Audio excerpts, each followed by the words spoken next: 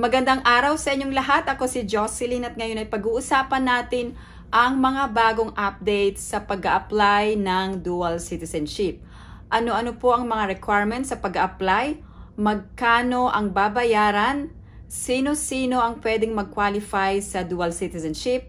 At sino-sino ang automatic na dual citizenship? Sa video na ito, pag-uusapan natin kung paano mag-apply ng dual citizenship, saan kayo pwedeng mag-apply at ano ang inyong mga options kung kayo ay former Filipino citizen. May bago pong update ang mga Philippine consulate or embassies abroad. Ang mga babayaran ay tumaas na po sa mga mag-a-apply ng dual citizenship. Ito po ang mga bagong fees. Ito po ang mga bagong babayaran kung kayo ay mag-a-apply ng dual citizenship petition at ibang services. Effective po ito September 5 of 2023 at ang dual citizenship same-day processing and oath-taking ay $60.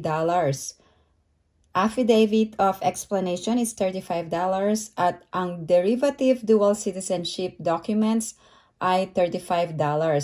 Kung kayo ay isang former Filipino at nagkaroon kayo ng anak sa ibang bansa, ang inyong anak ay magkakaroon ng derivative dual citizenship.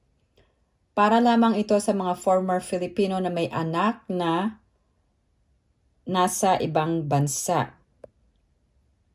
Ang ibang mga certification ay $35 for same-day release at $25 by mail and petition for inclusion of dependent, $25 at notarization ng petition ay $25. Tandaan po na ang payment ay maaari lamang po na cash, postal money order, or cashier's check. Lahat po ng mag-a-apply ng dual citizenship, dapat meron po kayong appointment.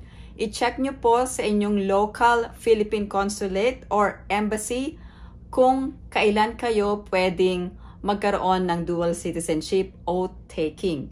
Ibig sabihin, i-check nyo po sa online appointment slots ang mga available time or day kung pwede kayong pumunta sa Philippine Consulate at kailangan po dalhin ang lahat ng mga requirements. Lahat po ng pag-a-apply ng dual citizenship ay by appointment lang po. So, ibig sabihin, hindi po kayo pwedeng mag-walk-in. Kung kulang po ang inyong mga requirements sa pag-a-apply ng dual citizenship, hindi po ito mapaprocess. So, ibig sabihin, kailangan meron kayong kompletong checklist at dalhin ang mga original at photocopy ng mga required documents. Required po ba kayo na mag-apply ng dual citizenship? Kung kayo po ay isang natural-born Filipino at naging naturalized foreign citizen ng ibang bansa, hindi po kayo required na mag-apply ng dual citizenship. Kaya lang po, once na naging foreign citizen kayo ng ibang bansa, automatic po na mawawala na po ang inyong pagiging Filipino citizen. Ang batas tungkol sa dual citizenship ay Philippine Retention and Reacquisition Act of 2003. Ibig sabihin, nakalagay lang po dito ang mga requirements at isa lamang pong privilege ang pag-a-apply ng dual citizenship. Kung kayo ay isang naturalized foreign citizen and dati po kayong Filipino, kung ayaw nyong mag-apply ng dual citizenship, pwede po kayong maging former Filipino citizen at kung gusto nyo pong pumunta ng Pilipinas, pwede po kayong mag-apply ng iba-ibang visa. For example po, pwede kayong mag-apply ng 13G visa kung gusto nyong tumira sa Pilipinas ng mas matagal. Meron din pong tinatawag na balikbayan visa. Yung balikbayan visa ay libre po ang visa at pwede kayong magstay sa Pilipinas ng 1 taon. Kung kayo po ay isang former Filipino citizen or balikbayan, hindi kayo required na mag-apply ng dual citizenship. Kaya lang po marami po ang umuwi ng Pilipinas na isang foreign citizen na former Filipino citizen.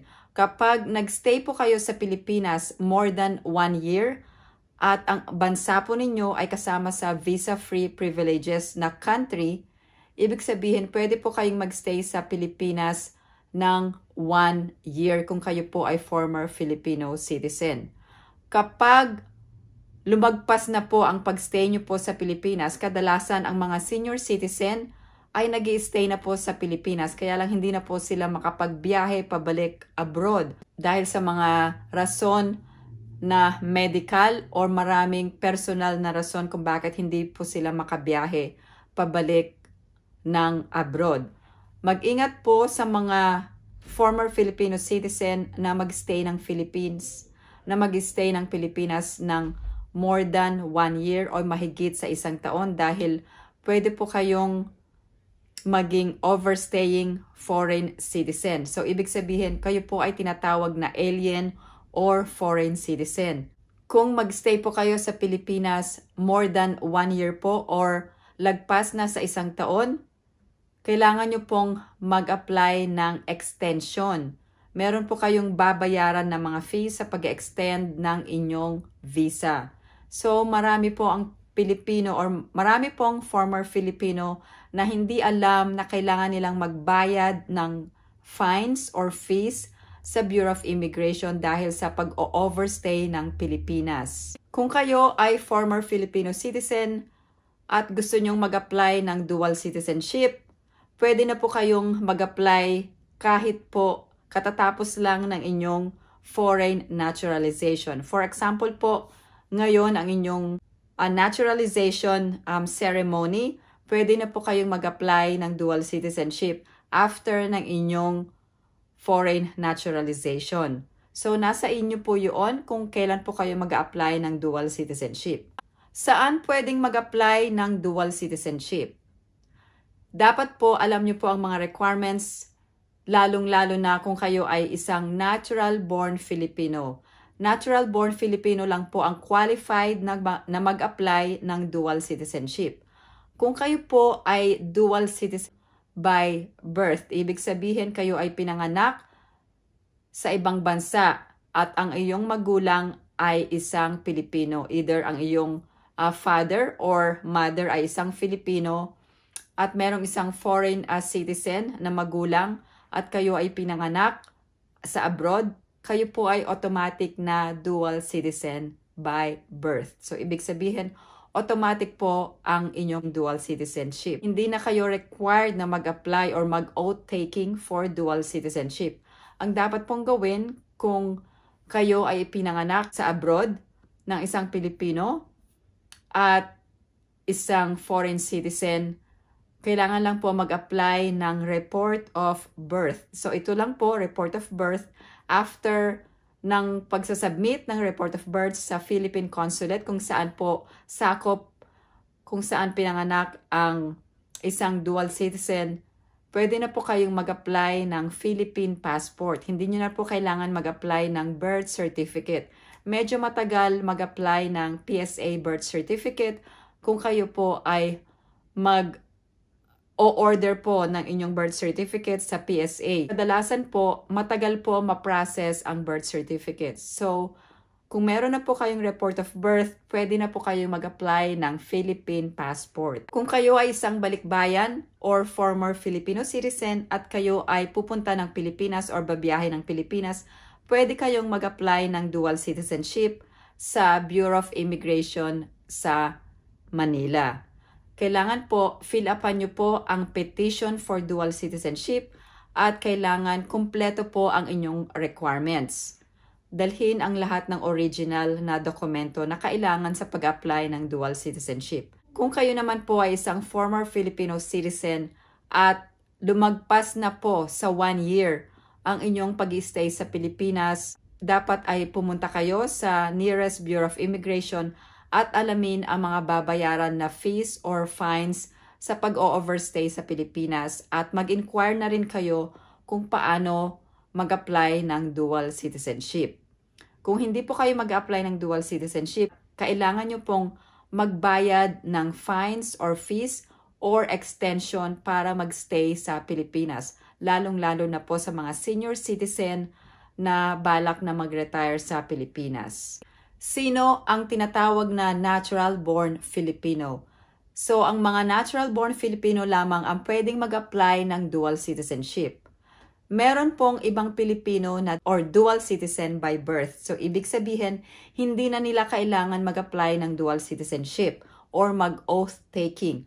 Kung meron ng report of birth, kailangan lang mag-apply ng Philippine passport at automatic na po na kayo ay isang dual citizen. Kung ang isang magulang ay Filipino at ang isang magulang ay isang foreign citizen at ikaw ay ipinanganak sa Pilipinas, kailangan lamang po na mag-apply ng Philippine birth certificate ang inyong magulang at magkaroon ng report of birth kung ang inyong magulang ay isang foreign citizen. Kailangan nyo pong mag-apply ng Philippine passport or foreign passport. Hindi na kailangan mag-apply ng dual citizenship dahil kayo ay automatic na dual citizen. Ang kailangan lang kung kayo ay pinanganak sa Pilipinas ay kumuha ng PSA or Philippine Statistics Authority birth certificate at ang inyong foreign citizen na magulang ay kailangan ay magkaroon ng report of birth sa nearest foreign embassy sa Pilipinas. So, hindi na kailangan mag-oath taking as a dual citizen dahil automatic na kayo ay isang dual citizen as long as qualified kayo na magkaroon ng isang foreign passport at Philippine passport. Ito na po ang proof na kayo ay dual citizen. Pag-usapan naman natin ang pagiging natural-born Filipino pero kayo ay pinanganak before January 17, 1973 at ang isa sa inyong magulang ay isang Pilipino or isang foreign citizen. Kailangan ay mag-elect ang anak ng Philippine citizenship kapag na-reach na po ang age of majority or 18 years old. Kung meron kayong mga questions or comments, pwede pong i-post sa comment section below. Marami pong salamat sa inyong pagsubaybay sa aking channel. Kung meron po kayong message, pwede nyo pong isend sa aking Facebook page. Mag-direct message lang po at pwede rin po kayong mag-email sa dualprivilege@gmail.com. Marami pong salamat. I hope everyone is staying safe and have a great day.